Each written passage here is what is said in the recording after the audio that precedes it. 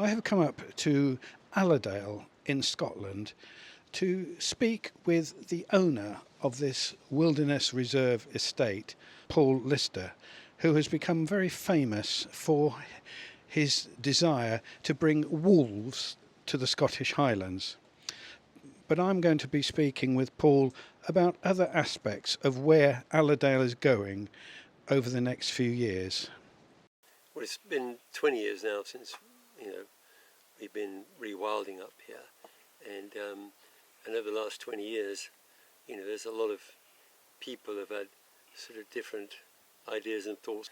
So, I think for the last 2 decades, we sort of been doing the rewilding, and whilst we haven't achieved our main goal with bringing wolves back into a 50,000 acre area, we've managed to, do a lot of things up here, whether it be planting trees or restoring peatland or doing studies on wild boar or releasing red squirrels or breeding wildcats and being involved with our ZSS. And also a lot of community engagement. We've been having school trips up here every spring, early summer for the last 15 years. We're just reviewing it this year, and next year we're launching a new schools program. And an outreach program for adults as well to come up and see what we've been doing. But all that said and done, what has it led to? Well, I think that it's led to a lot of other people who've got land or what have you in Scotland to come up and be curious and have a look around. And you'd be surprised. I mean, when you imagine that much of the estates in Scotland have been run in a sort of Victorian style of hunting, shooting, fishing, there's a lot of change going on. And it's encouraging to see, and it's also more inclusive, because when you open up a place to a wider variety of guests, away from the people that enjoy field sports, you're actually looking at probably 95% of the marketplace. So that's really healthy, and that also will help uplift and engage all the rural communities up here who've lost so many opportunities. Hospitality is a big driver of jobs and opportunities, I think, and that's the future. I also see us being a lot more to do with wellness. We like things like yoga and fitness and boot camps and this kind of stuff.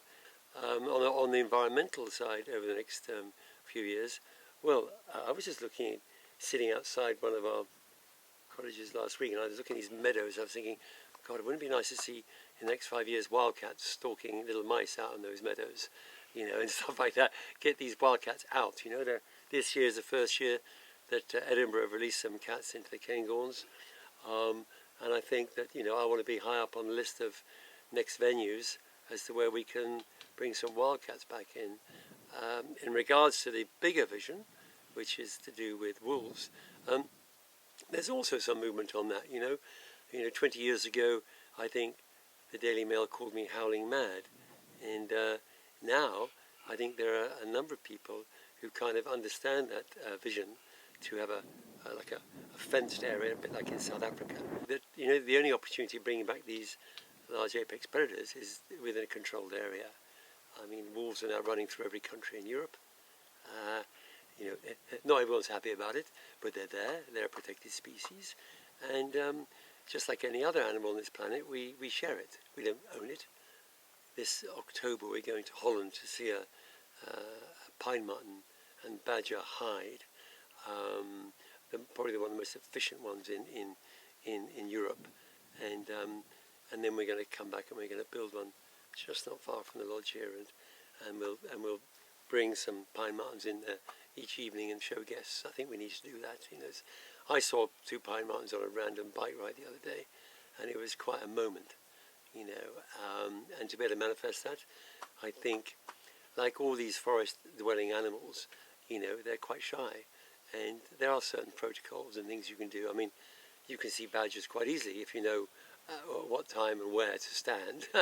They'll come out at certain times of the day, but the pine marten needs a bit of coaxing, and I think we need to use a little bit of manipulation from time to time in order to give people that opportunity. And if the more nature they see, the more they're going to fall in love with it and want to save it. If you can't see it, you only see it through the screen, then I think sometimes it helps if you get in front of it. There's a lovely hide down in the Isle of Wight, where they have red squirrels there. Beautiful spot, to go and see the squirrels. And sometimes we just need to put a bit of food out and get them into a place. But on the front lawn here, we see squirrels every morning virtually. What was the most challenging aspect of the whole project? Well, I mean, challenging is actually planting 1 million trees. That's a big challenge because the fences you have to put up, and that's very time consuming. And that process seemed to go on for years. I mean, it was years, but it seemed to go on longer. But, that's been challenging, just putting in saplings into an environment that's covered in heather. So you have to mound the ground and prepare it and various things like that. Challenging has been getting guests to come and visit, because it's not been everyone's cup of tea to visit the Scottish Highlands. Scotland has this reputation for a number of reasons about weather and so on and so forth. And but that's changing. We've all seen the fires now in Europe, bad wildfires, extreme temperatures. Scotland's looking quite attractive now, and so despite all our efforts over the years to bring tourism up here, and we've been reasonably successful, I think it'll be augmented now with the climate crisis. Despite having lost the great wood of Caledon, it's still pretty majestic, and it's still a great place to drive around and visit and explore. I think the old woods at Sciach, which is at the end of Glen Alladale, is a place that is very special. And when I take guests down there, it almost draws people to tears when they stand in that old remaining bit of Caledonian pine forest with trees that are 300-400 years old. And they get a bit humbled and they think, wow, that was all that was left. That's all that we decided to leave behind, a result of shipbuilding and the British Empire and Industrial Revolution, 2 World Wars. And the only bit that's left is the bit that's on the top of that ridge over there, and also the Sciach Woods, which is down the head of Glen Alladale.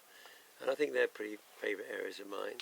That one's a little bit more to get into, but the one at Glen Alladale, so it sort of gives you a bit of a hint of the past, It will be my next place to visit. Yeah, I think I'll be there from tomorrow. your lodge you've just got to get across the river. So you'll find a way. If you don't mind getting a bit of wet feet, you just get across the river and just walk in those woods. You'll see them. Walk along from your cottage. It's about probably 3 miles. Good. Thank you very much, Paul. It's been fantastic to speak to you, and I'm such an admirer of what you've done here. Well, thank you for those words, and thank you for coming up and staying with us. Yeah, Staying with us. thank you. Yeah. Time and again. Okay, thank you very much.